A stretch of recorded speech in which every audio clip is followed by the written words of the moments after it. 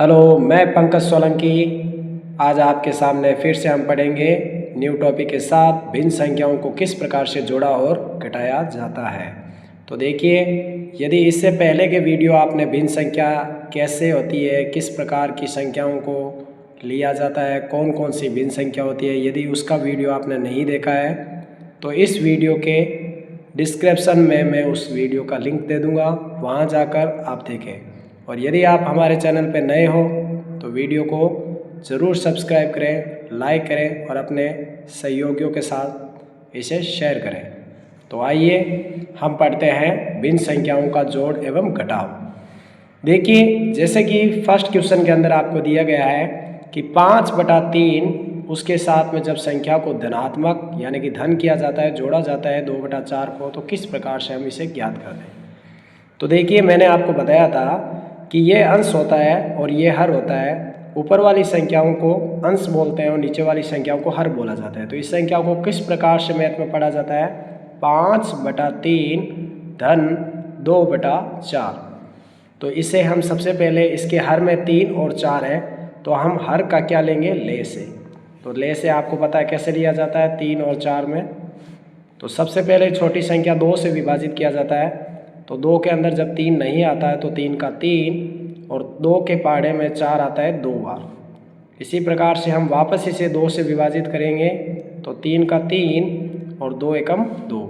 क्योंकि यह 3 इसलिए लिखा जाता है क्योंकि 2 के पहाड़े में 3 पूर्ण रूप से विभाजित नहीं होता है। तो फिर ये देखिए, 2 से नहीं होकर अब किससे विभाजित हो रहा है, 3 से। तो यहाँ हमारा जो LCM प्राप्त हुआ वो क्या हुआ, 3 की गुणा की 2 से, 3 2 6 और 6 की गुणा करेंगे 2 से, तो हमें LCM क्या प्राप्त हुआ, 12। तो हम यहाँ पे लिखेंगे सबसे पहले बटा की लाइन, इसके मध्य में लिखेंगे 12। अब आपको यहाँ देखना है कि 3 के पहाड़े में 12 कितनी बार आता है। 3 की टेबल के अंदर आपको ये देखना है कि 12 किस प्रकार से आता है। तो 3 एकम 3, 3 2 6, 3 3 9 और 3 चौक 12, यानी कि 4 बार हम जब 3 की गुणा करते हैं तो हमें कितनी बार प्राप्त हो जाता है, 12। तो ये नीचे वाले जो हर होता है उसका पहाड़ा बोलना है और अंश की क्या करनी है, गुणा। इस 3 के अंश में क्या प्राप्त है, 5। तो यहाँ मैंने लिख दिया 5। धनात्मक का चिन्ह है तो धनात्मक लगाइए और ऋणात्मक का चिन्ह है तो ऋणात्मक लगाइए। इसी प्रकार से हम वापस आगे की प्रक्रिया इसी करेंगे। 4 के पहाड़े में 12 किस प्रकार से प्राप्त होता है, 4 एकम 4, 4 2 8 और 4 3 12। और 3 की किससे गुणा करेंगे, इसके अंश में क्या है, 2। यही प्रक्रिया जितनी बार संख्याएं होती है उतनी बार दोहराना पड़ता है। अब जो आंसर आपको आया है उनकी गुणा करके जोड़ कर लीजिए। 4 का पहाड़ा 5 बार बोलेंगे तो 4 पंजा 20 और 3 का पहाड़ा 2 बार बोलेंगे तो 3 2 6। यहाँ बटा में कितना है, 12। जब 20 के साथ में 6 का धन किया जाता है, जोड़ा जाता है, तो यहाँ प्राप्त होता है 26 और बटा 12।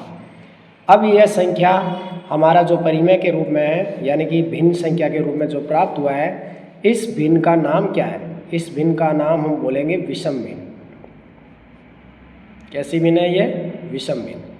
कैसे, जब आप लिखोगे जिस संख्याओं में अंश हर से क्या आ जाए, बड़ा आ जाए, ग्रेटर देन में हो जाए, तो हम इस भिन्न को क्या बोलते हैं, विषम भिन्न बोलते हैं।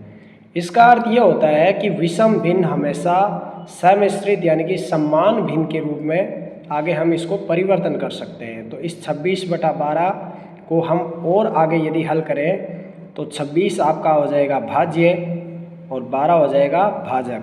तो 12 एकम 12, 12 दुए 24, घटाएंगे तो 2 प्राप्त हुआ। तो हम इसे लिख सकते हैं 2 सही 2/12, या फिर अभी एक बार और कैंसिल कर सकते हैं तो 2 का 2, 2 एकम 2 और 2 6 12। तो हम इसे 2 सही 1/6 के रूप में भी लिख सकते हैं। इस प्रकार से ये जोड़ किया जाता है। और अगर हम इसके बारे में एक जोड़ अन्य देखते हैं तो देखिए, 7 और 3 की वापस इसी प्रकार से जब हम ले से ज्ञात करते हैं तो हम यहाँ लिखेंगे कि LCM क्या प्राप्त हुआ, 7 और 3 दोनों अलग अलग प्रकार का अभाज्य संख्या है। तो 7 को 3 से गुणा करके हम लिख सकते हैं 21। इसी प्रकार से यहाँ LCM में हम लिखेंगे 21 फिर वही प्रक्रिया दोहरानी है कि 7 के पहाड़े में 21 कितने टाइम आता है, तो ये आता है 3 टाइम यानी कि 3 बार, और इसके अंश में क्या है 3, तो 3 को हम लिखेंगे। यहाँ धनात्मक का चिन्ह है तो हम धनात्मक लिखेंगे। इसी प्रकार से वापस वही प्रक्रिया 3 के पहाड़े में 21 यानी कि एलसीएम की संख्या कितनी बार प्राप्त होती है, तो 3 का पहाड़ा हम जब बोलते हैं तो हमें पता है कि 7 बार में क्या प्राप्त होता है 21, और इसके अंश में क्या है 1। इसी प्रकार से आगे की संख्या में 3 को 3 से गुणा करेंगे तो 9, 7 एकम 7 बटा में हो जाएगा 21, तो यहाँ हो गया 9 और 1 10 6 16, 16 बटा 21, यही इसका क्या है आपका राइट आंसर है। अब आगे आपको इसको देखना है कि हल होगा या नहीं होगा। तो इस भिन्न का नाम हमारा क्या होता है, उचित भिन्न भी बोल सकते हैं हम इसको, जिसकी शर्त क्या होती है, जिसमें देखिए ध्यान से देखेंगे तो अंश और हर में हमें यहाँ पर बड़ा कौन दिख रहा है, हर दिख रहा है, यानी कि हम इसे आगे और हल नहीं कर सकते। यदि हम उचित भिन्न का मान की बात करें तो इसका मान हमेशा 1 से क्या होता है, छोटा होता है, यानी कि बड़ा नहीं मान आता है। तो इसी प्रकार से यदि आपने हमारे पहले के वीडियो भिन्न संख्याओं के बारे में नहीं देखा है तो इस वीडियो के डिस्क्रिप्शन में उसका लिंक मिलेगा, वहाँ जाकर ज़रूर सीखें भिन्न संख्याएँ को किस प्रकार से जोड़ा जाता है और किस प्रकार से इनको घटाया जाता है। तो आगे की वीडियो में हम और सीखेंगे इसके बारे में। धन्यवाद। कैसे करते हैं, हमने इन प्रक्रियाओं में ये नोट किया था कि हर जो कि अंश आपका है 7 और हर आपका क्या है 3, उसमें से आपको घटाना है 1/2, यानी कि 1 अंश है आपका और 2 क्या है आपका हर। तो देखिए सबसे पहले हम इसके हरों का ले से लेंगे, तो आप यहाँ लिखेंगे कि एलसीएम कितना प्राप्त हुआ। तो 3 और 2 का एलसीएम हमें पता है कि 3 भी अभाज्य संख्या है, 2 भी अभाज्य संख्या है, तो दोनों का गुणनफल ही इसका क्या कहलाता है, एलसीएम। तो 2 3 6, ये हमें इसका एलसीएम प्राप्त हुआ। तो हम लिखेंगे सबसे पहले एलसीएम में यहाँ बटा के अंदर 6 लिखा जाता है। 3 के पहाड़े में 6 कितनी बार प्राप्त होता है, तो 3 एकम 3, 3 2 6, 2 बार कितने बार आता है, यानी कि कितने टाइम।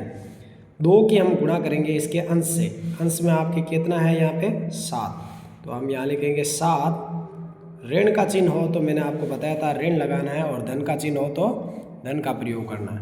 उसी प्रकार से 2 के पहाड़े में 6 कितनी बार आते हैं, तो हमें पता है 3 बार, और 3 की किससे गुणा करेंगे, इसके अंश में आपके पास में है 1। तो 2 का पहाड़ा हम जब 7 बार बोलेंगे तो 2 7 होते हैं 14, या ऋणात्मक का चिन्ह है इसलिए हम इसे बोलते हैं ऋण। 3 एकम 3 बटा में हो गया आपका 6। 14 में से जब 3 को घटाया जाता है तो कितना प्राप्त होता है, 11/6।